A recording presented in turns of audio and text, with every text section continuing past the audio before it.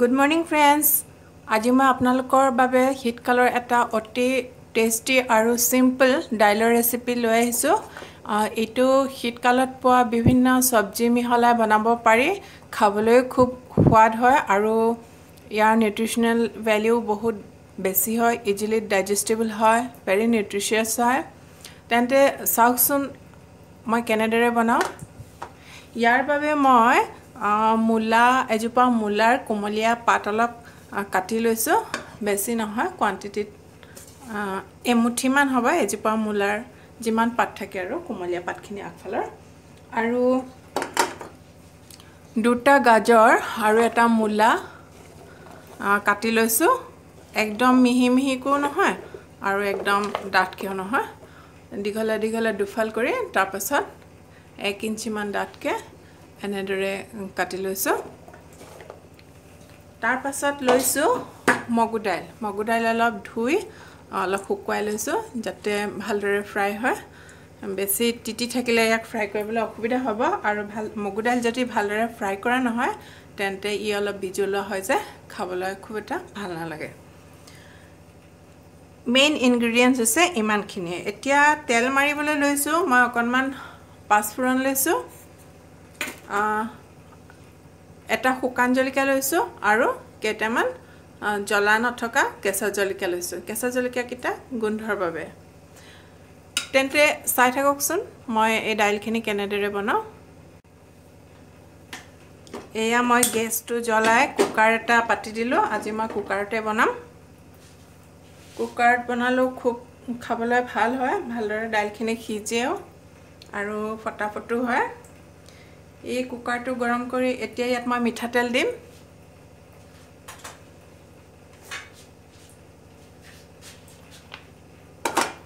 এই অকনমান মিঠাতেল দি দিছো।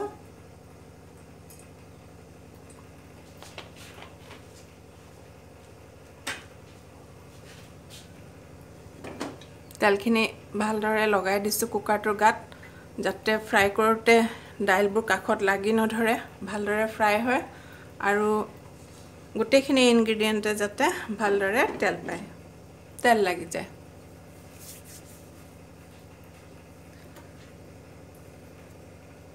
এতিয়া ইয়াত মই পাঁচফোৰণখিনি দিম।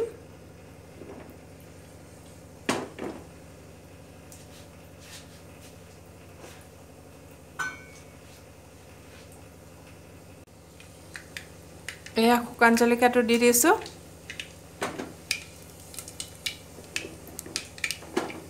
এইদৰে পাঁচফোৰণৰ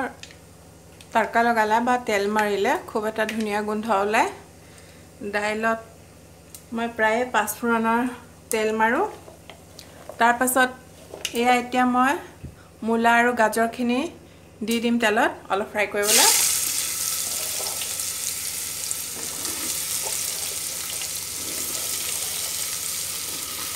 দুটা গাজৰ আৰু এটা মূলা কাটি লৈছিলো।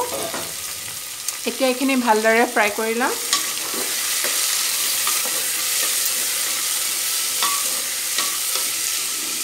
গেছটো হাই ফ্লেমতে ল'ব বস্তুখিনি ফ্ৰাই কৰোঁতে আৰু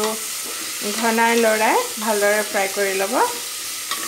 যাতে ওপৰৰ লেয়াৰটো অলপ ক্ৰিস্প হৈ যায় সবজিখিনি।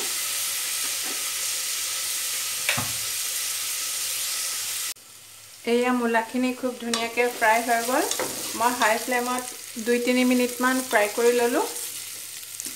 এতিয়া মই ইয়াত মগু দাইলখিনি দি দিম।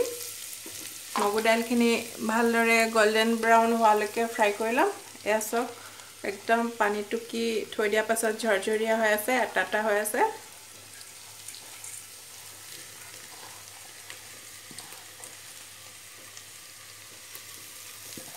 এতিয়া এইখিনি মই গোল্ডেন ব্ৰাউন হোৱালৈকে লাইট গোল্ডেন ব্ৰাউন হোৱালৈকে ভাজিম। পাতখিনি মই পাছত ভাজিম। প্ৰথমতে পাতবোৰ দি দিলে এই পানী এৰিবলৈ ষ্টাৰ্ট কৰিব, তাৰ পাছত দাইল দিলে দাইলবোৰ ভালদৰে ফ্ৰাই নহয়, পানী পাই কোমল হৈ যায়। সেইবাবে প্ৰথমতে দাইলখিনি ফ্ৰাই কৰি লোৱাৰ পাছত মই হাই ফ্লেমত 2-3 মিনিটমান তাৰ পাছত পাতখিনি দি আকৌ ফ্ৰাই কৰিম। এয়া চব দাইলখিনি খুব সুন্দৰকৈ গোল্ডেন ব্ৰাউনকৈ ফ্ৰাই হৈ গ'ল ৰঙচুৱা হৈছে অকণমান এয়া এতিয়া এইটো ষ্টেজত মই ইয়াত মূলা পাতখিনি দি দিম আপোনালোকে ইচ্ছা কৰিলে মূলাৰ পাত নিদিবও পাৰে কিন্তু মই ভাবো এই সিজনৰ কোমলীয়া সবজিবোৰ পেলাই দিব নালাগে সকলো এডিবল হয় ইয়াৰ উপৰিও এবাৰ মই কৰবাত পাইছিলো যে মূলা পাতবোৰ খুব নিউট্ৰিচিয়াছ হয় ডায়াবেটিক পেচেণ্টৰ কাৰণেও খুব ভাল ইয়াত যথেষ্ট ফাইবাৰ ভিটামিনছ আৰু মিনাৰেলছ পোৱা যায় কিছুমান ডায়াবেটিক পেচেণ্টৰ কাৰণে যিবোৰ মিনাৰেল বা ভিটামিন খুব ভাল সেইখিনি এই মূলা পাতত পোৱা যায় সেইবাবে এই পাতখিনি খুব তাজা আছিল কোমলীয়া আছিল খাবলৈও মিঠা হয় হেবলে মই পেলাই নিদি এই দাইলতে এনেদৰে দি দিওঁ এই শীতৰ সিজনৰ সকলো সবজি খাব পাৰি কবি ঠাৰি পাত কবি ঠিক তেনেদৰে মূলাটো খাব পাৰি পাতবোৰো খাব পাৰি নতুনে ওলোৱা কোমলীয়া মূলাৰ পাত এতিয়া এই পাতখিনি দি মই পুনৰ ভালদৰে ফ্ৰাই কৰি লম পাতবোৰ জামৰি যোৱাকে ভালদৰে ফ্ৰাই কৰি লম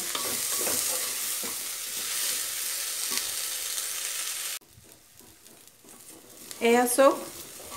ইমান ধুনীয়া কালাৰফুল হৈছে দাইলখিনি খাবলৈও ভাল লাগে দেখিবও ভাল লাগে দাইল খাই ভাল নোপোৱা সৰু ল'ৰা ছোৱালীবোৰকো এনেদৰে কালাৰফুল দাইল বনাই দি ফুসলাই খুৱাব পাৰি বিশেষকৈ মোৰ ল'ৰাটোৰ নিচিনা যিবোৰে শাক-পাচলি খাই ভাল নাপায় তাহাঁতক এনেদৰে ধুনীয়াকৈ দেখাত ধুনীয়াকৈ বনাই ফুসলাই খুৱাব পাৰি যিবোৰ ল'ৰা ছোৱালীয়ে মোৰ ল'ৰাটোৰ দৰে যিবোৰ ল'ৰা ছোৱালীয়ে সবজি খাই ভাল নাপায় তাহাঁতক এনেদৰে ফুসলাই কালাৰফুলকৈ ৰেচিপিবোৰ বনাই খুৱাব লাগে প্ৰথমতে হয়তো ইহঁতি খাব নিবিচাৰিব কিন্তু এইদৰে ফুসলাই খুৱাওতে লাহেকে এদিন তাহাঁতৰ টেষ্ট ডেভেলপ হ'ব আৰু ডাঙৰ হ'লে নিজে খোৱা আৰম্ভ কৰিব আমিও সৰুতে বহুত সবজি নাখাইছিলো মাহঁতে জোৰ জবস্তি খুৱাইছিলে অমিতা জাতিলাও কিন্তু এতিয়াতো আমি সেই পুৰণি টেষ্টবোৰ মনত পেলাই এতিয়া নিজে বনাই খাওঁচোন ঠিক তেনেদৰে আমাৰ ল'ৰা ছোৱালীবোৰো সাগে এনেদৰে খুৱাওতে এদিন টেষ্ট ডেভেলপ কৰিব আৰু নিজে খাব বিচাৰিব এয়া সব খুব সুন্দৰকৈ বস্তুখিনি ফ্ৰাই হৈ গ'ল শাকখিনিও জামৰি গ'ল মূলা দাইল গাজৰ সকলোখিনি গোল্ডেন ব্ৰাউনকে ফ্ৰাই হৈ গ'ল এতিয়া মই ইয়াত সোৱাদ অনুসৰি নিমখ দি দিম আৰু হালধি দি দিম নিমখবোৰ আপোনালোকৰ পছন্দ অনুসৰি দি দিব কিমান নিমখ হলে আপোনালোকে ভাল পায় সেই অনুসৰি দি দিব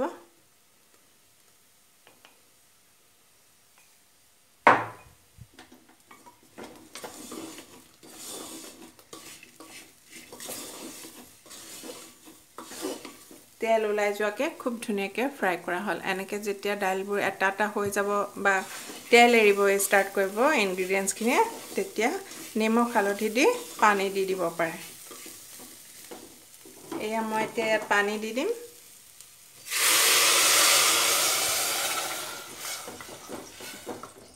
আৰু অকণমান দিব লাগিব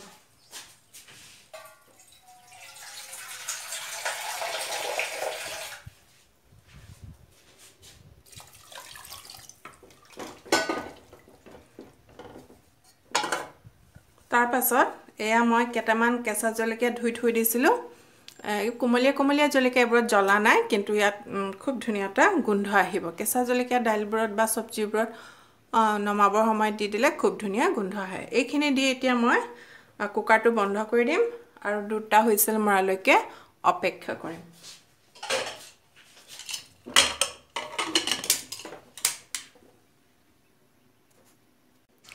তেন্তে দুইটা হুইসেল মাৰা পাছত আপোনালোকক দেখুৱাম মোৰ দাইলখিনি কেনেকুৱা হয় এয়া চক ইমান সুন্দৰ হৈছে দাইলখিনি দেখাত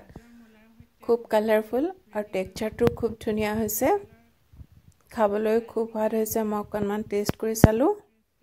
আৰু মছলা আৰু শীতকালৰ সবজিবোৰৰ খুব ধুনীয়া ফ্ৰেছ গোন্ধ ওলাইছে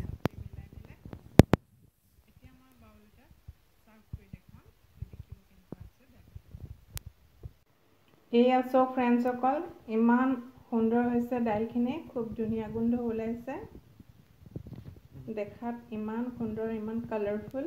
গোন্ধটো খুব ধুনীয়া খাবলৈ খুব সোৱাদ হৈছে মই 2 চামুচমান টেষ্ট কৰি চাইছিলোঁ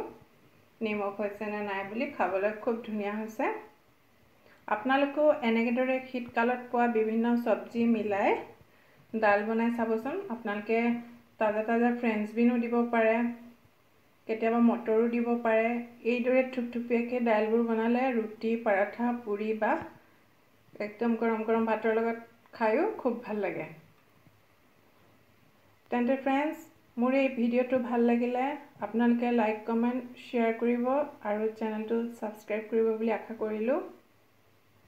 কিবা যদি বেয়াও লাগিছে তেন্তে সেইখিনিও জনাব ভিডিঅ'বোৰ মই আগলৈ ইমপ্ৰুভ কৰিবলৈ চেষ্টা কৰিম সেই অনুসৰি ফ্ৰেণ্ডছ সকল মই আৰু এটা শীতকালৰ ভেজিটেবলছৰ ৰেচিপি লৈ আহিছোঁ এইটো বনাবলৈ খুব ইজি হয় আৰু খায়ো খুব ভাল লাগে এতিয়া সিজনৰ বস্তুবোৰে বজাৰ ভৰি আছে আপোনালোকেও এনেদৰে বনাই খাই চাবচোন ইয়াৰ বাবে বেছি একো নালাগে মাত্ৰ এটা ইনগ্ৰেডিয়েন্টছৰে বনাম এয়া বন্ধাকবি সিজনৰ একদম তাজা কোমলীয়া আৰু খুব পটকে গলি যায় সোনকালে গলি যায় কেৰাহীত দিয়াৰ লগে লগে আৰু মিঠাও হয় যথেষ্ট এই বন্ধাকবি এটা এনেকুৱা ভালদৰে ধুই মিহিকৈ কাটি ল'ব মই বৰ বেছি মিহিও কৰা নাই বা বৰ বেছি ৰাফলিও কাটা নাই এয়া কেঁচা জলকীয়া দীঘলে দীঘলে দুফাল কৰি লৈছোঁ আৰু এয়া গোটা জিৰা কেইটামান কেৰাহী এখন পাতি এতিয়া অলপ মিঠাতেল দি দিছোঁ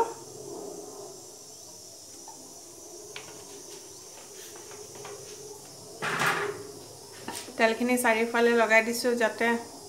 সবজিত ভালদৰে লাগে বা ফ্ৰাই কৰোঁতে সবজিবোৰ কাখত লাগি নধৰে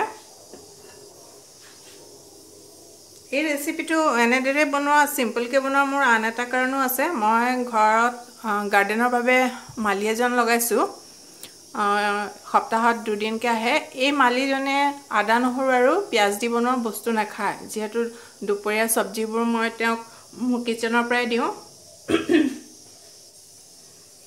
সেইবাবে বুধবাৰে আৰু বৃহস্পতিবাৰে তে 2 দিন আহে আৰু এই 2 দিন মই সাধাৰণতে কিচেনত পিয়াজ বা আদা নহৰু ইউজ নকৰোঁ যাতে তেওঁক আমালৈ বুলি বনোৱা সবজিৰ পৰা অলপ দিব পাৰোঁ এনেদৰে মাজে মাজে কাৰোবাক খুৱায়ো ভাল লাগে মানুহজন খুব দুখীয়া আচলতে তেওঁ কৈছে তেওঁৰ দুজনী জীয়েক বিয়া দিবলৈ আছে আৰু নৰ্থ ইণ্ডিয়াত জানে আপোনালোকে বিয়া দিবলৈ ছোৱালী কিমান টকা পইচাৰ প্ৰয়োজন হয় যেহেতু এওঁলোকৰ সোসাইটিত দহেজ সিস্টেম আছে সেইবাবে তেওঁ বহুত ৰিকুৱেষ্ট কৰি মানে চাকৰিটোত সোমাই ল'লে চাকৰি বুলি নহয় আৰু আমি পাৰ্সোনালি তেওঁক সহায় কৰোঁ প্ৰাইভেটকৈ তেওঁক লগাইছোঁ সপ্তাহত 2 দিন বাৰীখন এনে চাফ চিকুণ কৰি ফুলপুলি দুটামান লগাই টাবকেইটা খুচৰি দিয়েহি আৰু তেওঁৰ বাবে আচলতে এনেদৰে সিম্পলকৈ বনাওঁ আৰু খাই খুব ভাল লাগে অৱশ্যে সিজনৰ যিবোৰ তাজা সবজি সেইবোৰ এনেদৰে সিম্পলকৈ বনালে খাই খুব ভাল লাগে যেতিয়া অফ সিজনৰ হয় সবজিবোৰ তেতিয়া এনেদৰে বনালে খাই ভাল নালাগে তেতিয়া খুব মছলা তছলা দিব লগা হয় কিন্তু সিজনৰ কোমলীয়া বস্তুবোৰ খুব ভাল লাগে এয়া তেল গৰম হৈছে এতিয়া মই জিৰা দি দিছোঁ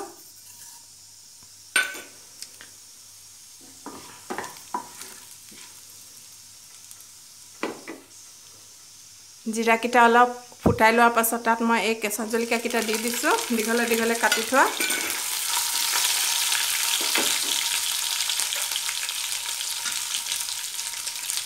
কেঁচা জলকীয়া কিটা যেতিয়া স্লাইটলি रोस्ट হ'ব অকমান ফ্ৰাই হ'ব পাতলকে তেতিয়া মই বন্ধাকবিখিনি দি দিম বন্ধাকবিখিনি দি অলপ ফ্ৰাই কৰি লম এয়া সব মই বন্ধাকবিবোৰ দি দিছোঁ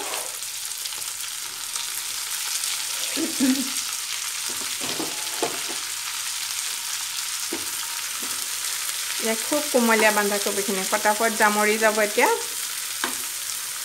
ইয়াত মই পানী একেবাৰে ব্যৱহাৰ নকৰো সবজি যিখিনি নিজৰ পানী ওলাব তাতে কম জুইত সিজাম প্ৰথমতে অকণমান গেছটো বঢ়াই লৈছো হাই ফ্লেমত কৰি লৈছো যাতে সোনকালে জামৰি যায় সবজিখিনি তাৰ পাছত ঢাক মাৰি কম জুইত সিজাম আৰু অলপ আছে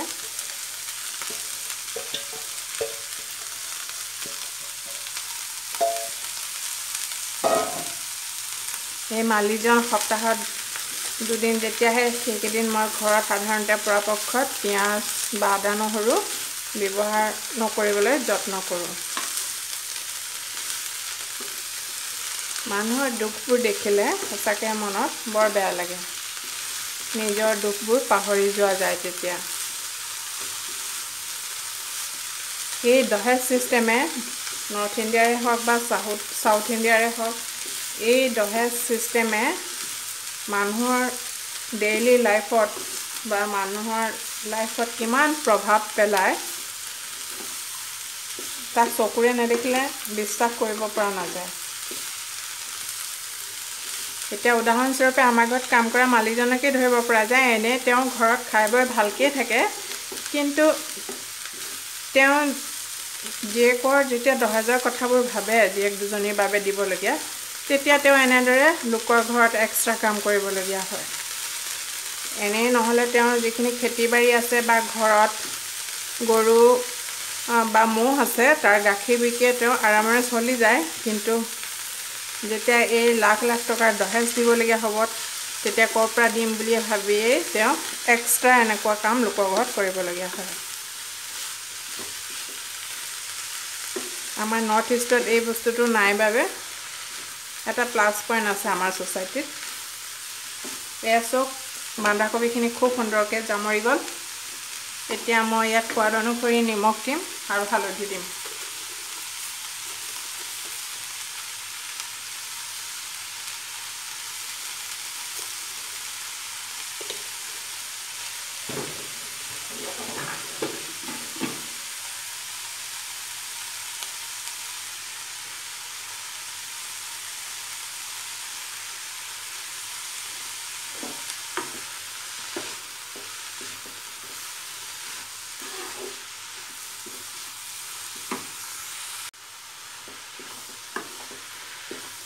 এয়া দিয়াৰ লগে লগে তৎক্ষণাত কবিবোৰ গলি গ'ল জামৰি একদম টাকৰ হৈ গ'ল এতিয়া মই ভালদৰে মাজলৈ চপাই কবিখিনি গেছটো কমাই ঢাক মাৰি কম জুইত সিজাম ইয়াত মই কোনো পানী নিদিওঁ চব্জিৰ পৰা ধুনীয়াকৈ ৰস ওলাইছে এই ৰসতে কম জুইত সিজাম এনেদৰে 5 মিনিটমান মই থম আৰু দৰকাৰ হ'লে মাজে মাজে লৰাই দিম এয়া কবিখিনি এবাৰ লৰাই দি চাওঁ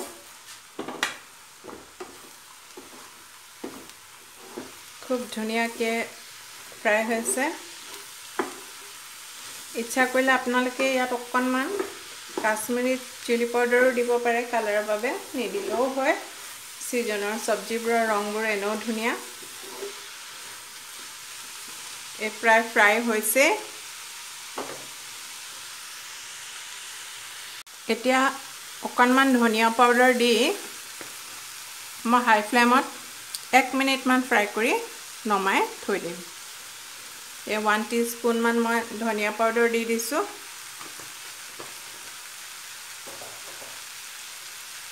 এতিয়া গেছৰ ফ্লেমটো বঢ়াই লৈছোঁ তাৰ পাছত 1 মিনিটমান এনেদৰে লৰাই গেছটো অফ কৰি ঢাক মাৰি থৈ দিম এনেদৰে সিজনৰ বস্তুবোৰ খুব সোনকালে গলি যায় বেছি টাইম নলয় সিজিবলৈ আৰু খুব মিঠা হয় খাবলৈও ভাল লাগে বেছি তেল মছলা নিদিলেও হয় নিজৰে চব্জিবোৰৰ এটা ফ্লেভাৰ থাকে এয়া চাওক ইমান সুন্দৰ হৈছে দেখাত খাবও ভাল লাগে হেলদিও হয় এতিয়া মই ঢাক মাৰি গেছটো অফ কৰি দিম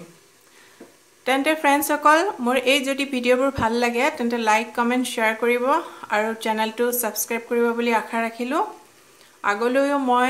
উইণ্টাৰ সিজনৰ বিভিন্ন ভেজিটেবলবোৰৰ সৈতে এনেদৰে চব্জি বনাই দেখুৱাবলৈ চেষ্টা কৰিম